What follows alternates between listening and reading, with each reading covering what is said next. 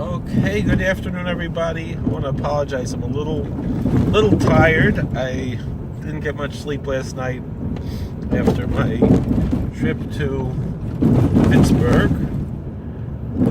So I might be talking a little slow, but our dear friend David Barnes asked an excellent question. And so I want to address that, and I want to thank him for asking these questions, because the truth is, this is how I get ideas what to make videos about. And if we didn't have these questions, I wouldn't have subject matter to make videos. I'd just be rambling on, which I'll do anyway. So David asked, how do we, what's going to be, when Mashiach comes? He agrees with me that the Jeffersonian approach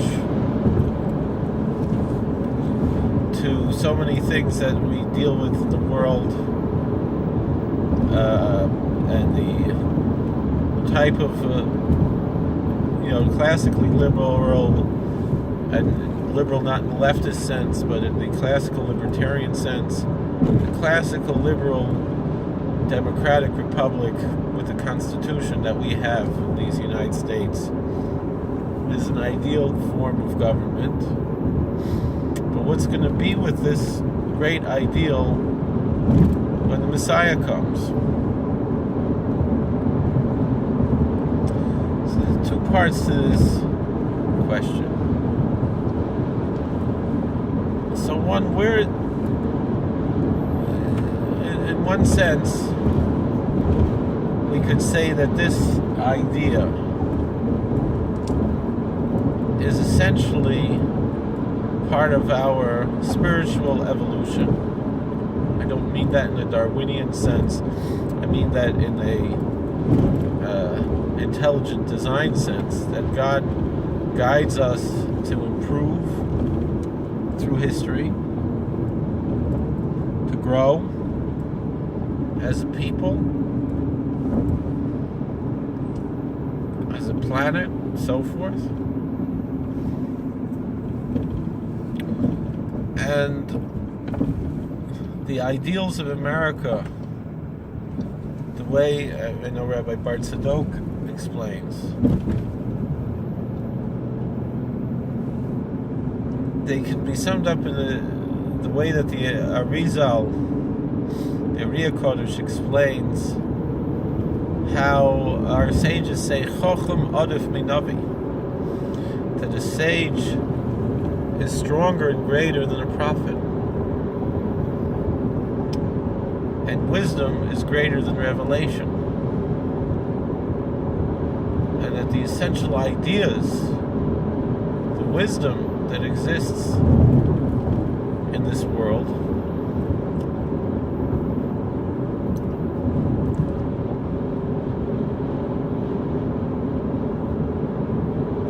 are essentially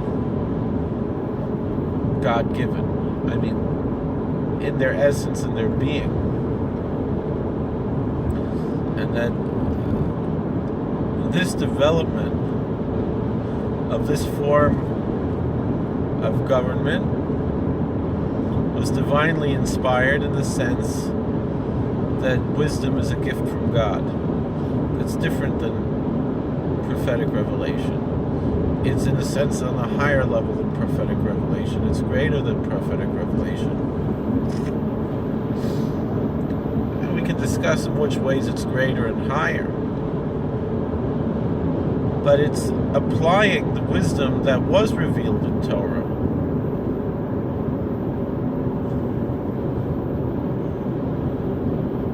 And dedicating ourselves to those goals in a very lofty way. But that this is not the goal, but it's a stepping stone to something greater, which will be the restoration of prophecy. But also not only the restoration of the Davidic kingdom, but we'll have kings like there were throughout the history of the kingdom of Judea, but rather a total spiritual revival and restoration. Really, not only to, we spell, there's a name, Adam. Starts with an aleph, stands for itself, Adam. The next letter is the Dalet, the D, for David, for David. The last letter is the Mem, the M, for Mashiach, for Messiah. And it's all part of a continuum, but also a unity, that when the Messianic Era comes, will be restoration to Adam before the original sin.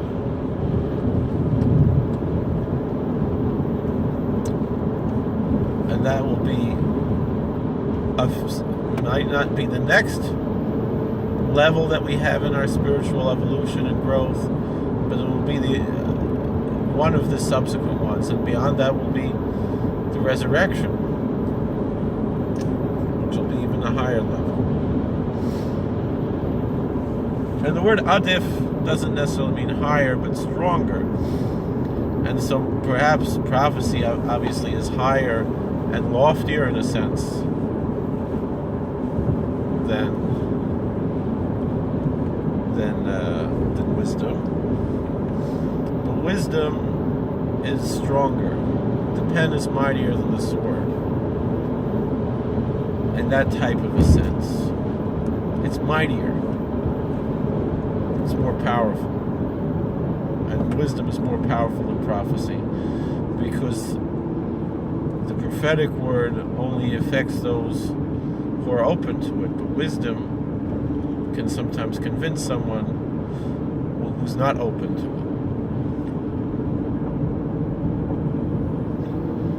And so in the sense, a wisdom-based community like America has superiority over a theocracy. But that's a theocracy that's run by human beings. But when God steps back into the picture with prophecy, and there's universal prophecy, as we spoke about yesterday, and we will all be prophets, the prophet Joel says, your sons and daughters will prophesy, and old men and young men will see visions. And so when that is the world that we're going to be living in, there'll be no need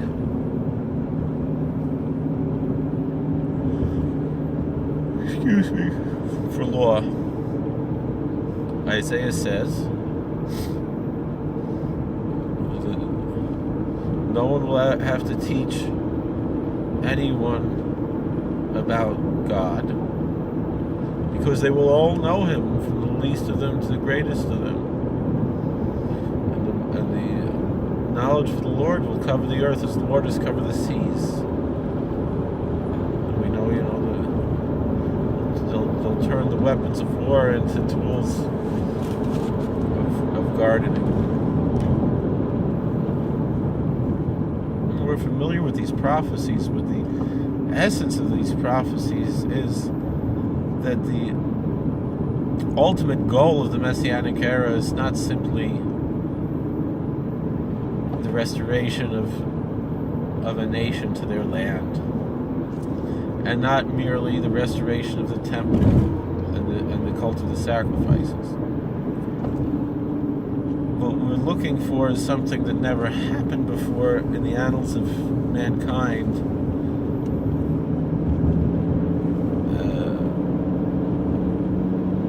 since day one.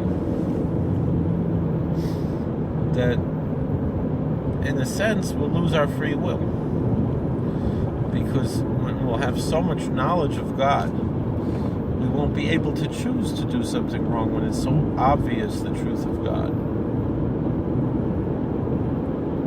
And so it's not the physical manifestations that we're looking for in the Messianic Era, but the spiritual and mental and emotional manifestations.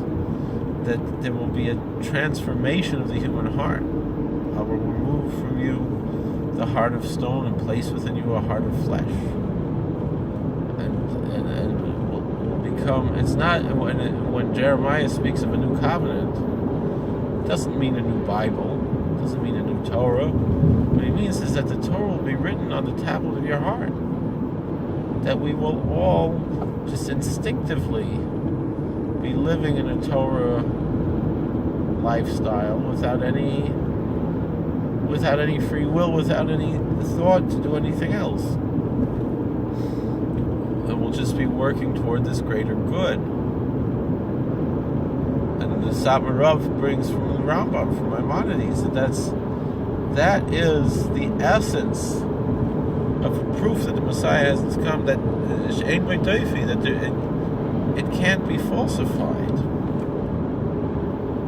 Because you can gather the exiles to the Holy Land. You can even build a temple, and they could all be fake. It could all be anti-Messiah, what the Christians call Antichrist.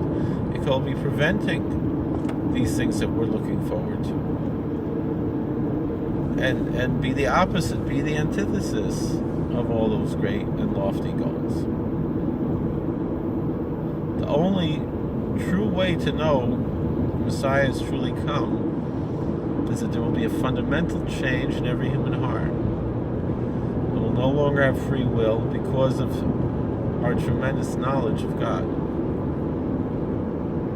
I mean, maybe in a certain sense the function of free will will still exist, but not in the sense that we experience it today. It'll be more like, someone who's already observant and has been for much of their life, if not all of their life, and they pass by McDonald's. It doesn't cross their mind to say, well, I have to go in there and get a Big Mac. It doesn't cross their mind. Why would you do such a thing? Are you out of your mind? That's what it'll be for every sin and every mitzvah when Mashiach comes. And so therefore, yes, we're going to lose what we have now, and it's unfortunate, and that's why we have to make the most of what we have now. It's going to be very, very difficult and very, very different. If you make it in there to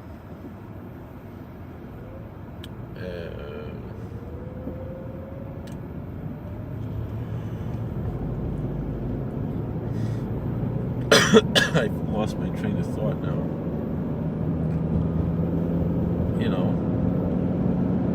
And so that's essentially the answer. Is that there's going to be a fundamental transformation, and so there'll be no longer any need for democracy,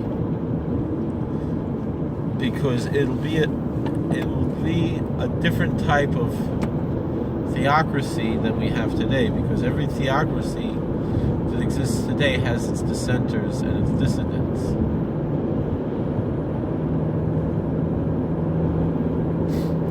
But when God is directly ruling our hearts,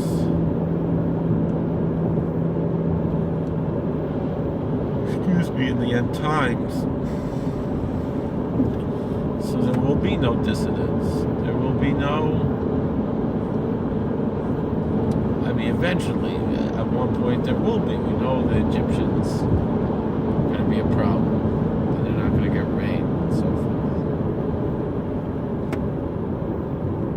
But then after that, and all the things that's described, but the thing is that. It doesn't hurt. You're American.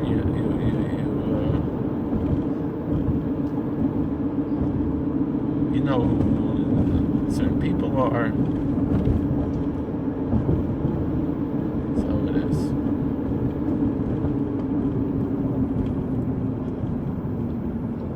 So thank you for watching. God bless. Please like, share, and subscribe. I'm sorry.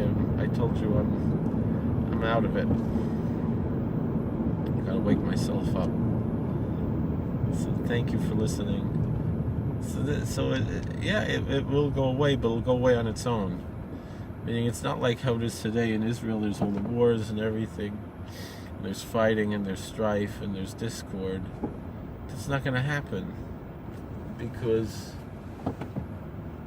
we are going to be fundamentally transformed.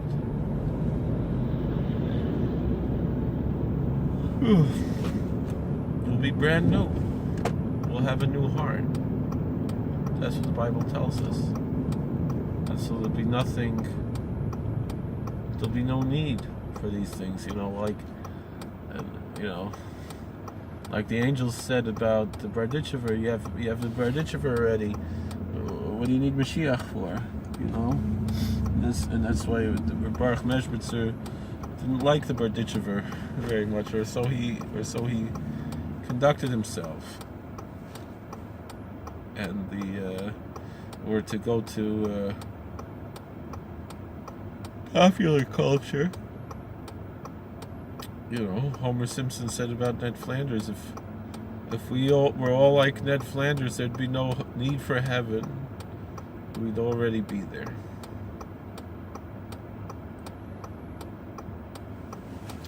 So that's what it's going to be. We're just all going to be good. That's what's going to happen. So, thank you for watching. Please like, share, and subscribe, comment. We'll see you all another time. Alright. Going into the gas station and then I'll turn off the video. Thank you for the excellent question. Now we're coming to Lag Bomer. With the Zohar, we'll leave Gullus. God bless. Take care.